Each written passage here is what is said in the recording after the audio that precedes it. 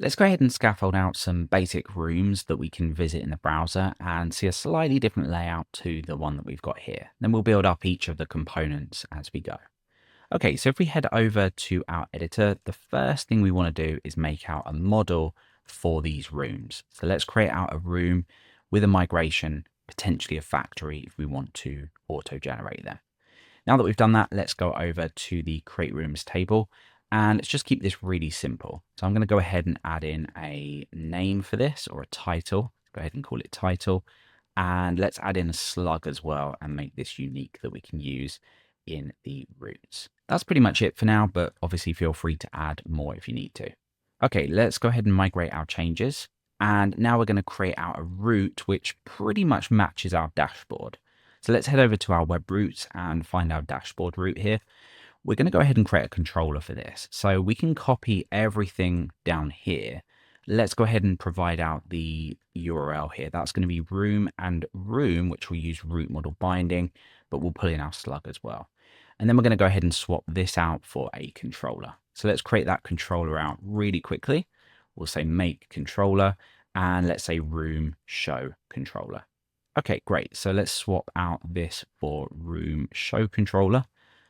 And we'll go ahead and apply the same middleware here. And we can give this a name. So let's just say room.show. We probably won't reference that unless we build an index. Okay, so over in our room show controller, let's bring in an invoke magic method. And let's pull in our room directly into here that we'll get with root model binding. We'll just give that a die dump just to make sure we see it. Okay, so we're going to create out a room called inertia first of all. So let's head over to there and let's swap around the URL really quickly to say rooms. There we go. And yeah, of course we got a 404 not found because this isn't created out in the database. So let's just manually do that. So let's create out an inertia room. We'll give inertia as the slug and let's just pre-fill created and updated at dates. And there we go. Okay, when we head over now, great, we've got our room. Okay, so we are going to once again do pretty much the same thing here, but we're going to render out a view for our rooms. So let's go, and I prefer to use the inertia helper here, render out a room template. Now, if you're fairly new to inertia, these live under resources, JS, and pages. I'm not going to bother categorizing these, but you can put them inside of directories if you want.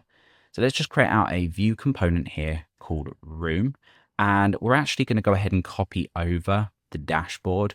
And I'll talk to you a little bit about this as well if you are new. So let's grab all of this code here, paste it directly over to room. It's exactly the same thing, but this contains an authenticated layout. This is just wrapped here with a slot for the header and the body just goes down here. So let's go over to our room show controller, make sure we're actually returning this. And once we head over to the browser, we should see exactly the same layout. Great. Okay, so let's pass the room down and then just start to output some details about this. Now, what we're not going to do is just pass the entire model down. Instead, we're going to use an API resource for this so we can structure the data in a much better way. This is going to be really useful when we work with real time because when we send data through our real-time server later, we don't want to send too much. So we'll be creating API resources for the benefit of inertia pages, but also for our real-time stuff.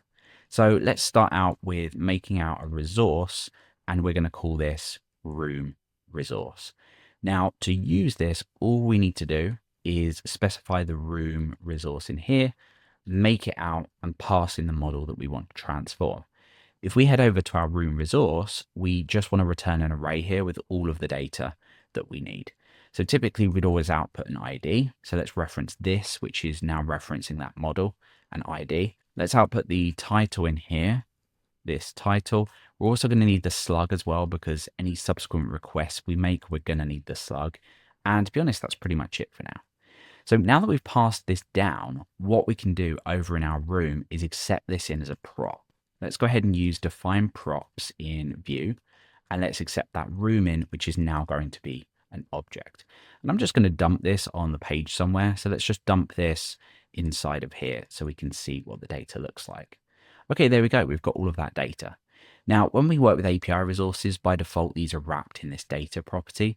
We want to change this over. So if we head over to our app service provider under our providers, Under the boot method, let's use the JSON resource class to say without wrapping. What that will do is it will get rid of that data, and it just makes it a little bit more convenient to work with.